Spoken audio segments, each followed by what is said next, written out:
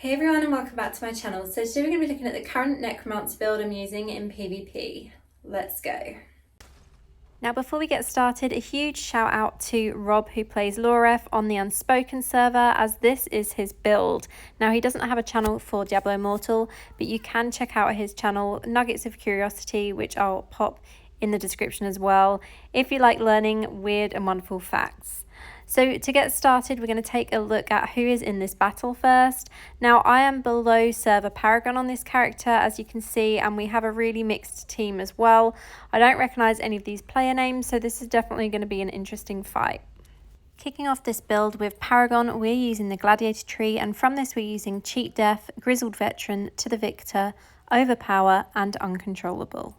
Looking at my legendary gems for this build, so this is a little bit different to Rob's setup, but I'm using Blood-Soaked Jade, Mother's Lament, Pain Clasp, Viper's Bite, Carson's Invigoration, Starfire Shard, Grim Rhythm and Igneous Scorn.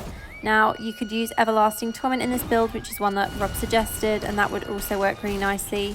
The only reason I've not used that in the build is because I've just basically set this up with the legendary gems that I was already using, and this character is totally free to play, so I don't always have the materials to craft new gems or change my gems around too much. Igneous Scorn is a gem that I was considering trying on my main character. However, my gem power I've kind of been saving for my 5-star upgrades, as you'll know from my recent video, but this seems to work quite nicely for Necromancer as a legendary gem in general. So my first death, which was kind of to be expected there, I was trying to take on way too many people at once, but let's crack on with the build and also with this battle. So moving on to set items, now this is slightly different to what Rob suggests, as he does suggest 6 pieces of Banquet. However, I was limited for my crafting materials, so I've kind of just had to go with what I've got. So for this, I'm using 4 pieces of Banquet. So damage dealt to enemies suffering from your continual damage effects is increased by 15%. Your critical hit chance is increased by 2.5% up to 25% for every continual damage effect you inflict upon nearby enemies. I'm using 2 pieces of Bitus, which increases the duration of all beneficial effects on your party member by 30%, and 2 pieces of Feasting Barons, which increases the duration of your harmful effects by 30%. So Barons and Banquet of Eyes is what Rob suggests for this build, so 2 pieces of Barons and 6 pieces of Banquet. The skills that we're using here are Soulfire, Corpse Lance, Wraith Form, Dark Curse and Borrowed Time. Let's take a look at the essences. Starting off with the helm, we're using Emperor of Worms. Corpse Lance now also reduces the movement speed of any enemies it strikes and immobilizes an enemy hit by Lance 4 times for 3.6 seconds, preventing them from using a dash skill. On the chest, None Elude. Enemies affected by your Dark Curse are weakened, increasing your critical hit chance against them by 19%.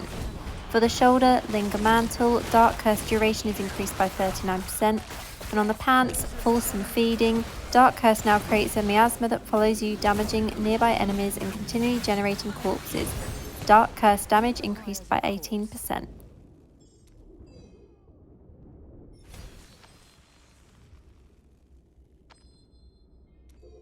So continuing with essences, on the first main hand we're using Revenant Wind. Wraith Form now calls forth spirits to haunt up to 3 nearby enemies, dealing 5,493 damage over 3 seconds, while reducing their movement speed by 30%. Damage is increased by 90%. Stroke of Midnight on the alternate main hand. Wraith Form cooldown is reduced by 0.5 seconds each time you are hit. Cooldown cannot be reduced more than 1.5 second maximum, and Wraith Form cooldown is reduced by 3.6%. Lower Creed on the offhand. Corpse Lance no longer targets enemies and instead now summons more lances from each corpse that seek out random enemies. Corpse Lance damage is increased by 18%. And on the last offhand, we're using Spite Feeder. Soulfire now has a 25% chance to explode on hit, dealing damage to nearby enemies and causing them to burn. Soulfire damage is increased by 9%. So you can kind of get an idea of how this build is working. Obviously I shared a snippet of it previously in Shadow War, but we didn't have any opponents for that battle and I was also fighting on my own. However, in that video you would have seen how quickly this build took the towers down. So I really like this for Shadow War and for general PvP like Battleground. Pretty much on this character I use it for Shadow War twice a week and for raids twice a week, and that is pretty much it. However, in this battle you can see I am against opponents and with players that are over 400 Paragons, so they obviously have the enhanced gear. they'll be probably at full gear rank as well, whereas I don't have that. My gems and everything in this build are quite low level. The last couple of things to touch on are Warband buff. So the Warband buff I'm using for this is the attacker buff. However, because I'm in an alt Warband with other players who are their alt characters, we don't have many remnants sets saved. So there's not many buffs as you can see here. It's just pretty basic, but I just use it for the critical hit chance. So just to give you an idea of my secondaries as well, for this character, the armor is 2301, armor penetration 2069, potency 2143, and resistance 2327. I do also have 11% critical hit chance, and for this character I have no eternal gear. As I said, I play this just a couple of times a week and not for very long when I do play, so maybe 1 or 2 hours. So maybe 4 hours gameplay maximum a week on this character. So I don't really have a lot of time to farm gear, and I don't have time to run terror rifts with this character. She's also not very strong, so I'd probably just die really easily if I tried to do that.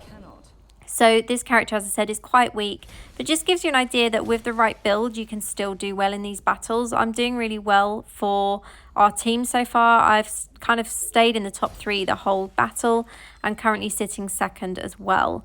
So I'm going to leave you to continue and watch this battle for now, and we'll join back together at the end to look at the results.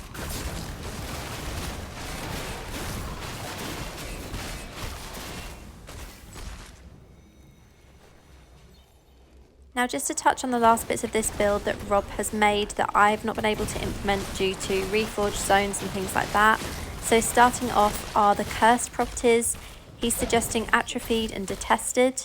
For reforge bonuses, damage to enemies suffering loss of control increase, damage to players increase, duration of beneficial effect, damage taken while suffering loss of control decreased, and damage taken from players also decreased. And also those legendary gems. So I'm using quite a few from the original build.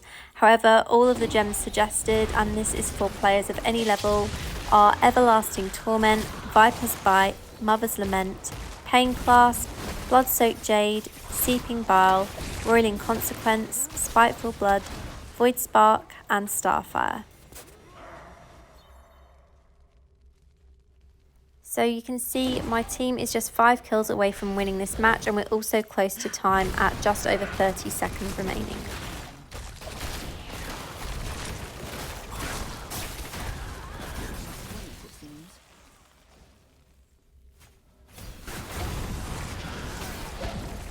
So battle over, and it was a victory for my team. Now, I was really happy with this result. It was actually my 3rd win of the day, and you can see I was given the award for most assists in this battle as well. So a really nice result overall there. I was super happy with my performance in this, especially as someone that's pretty much a noob with Necro. I did have to check out the guy who was top for the other team because I found him really hard to kill, and he was 2,400 resonance, which is obviously double what my character is. And then Enigma on my team, who was top for kills, he was 2,550 resonance. So really happy with my performance considering all of my stats.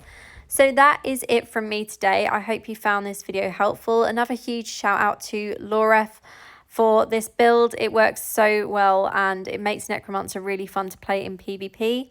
But as always, thank you so much for watching. I hope you've enjoyed this and have a great day.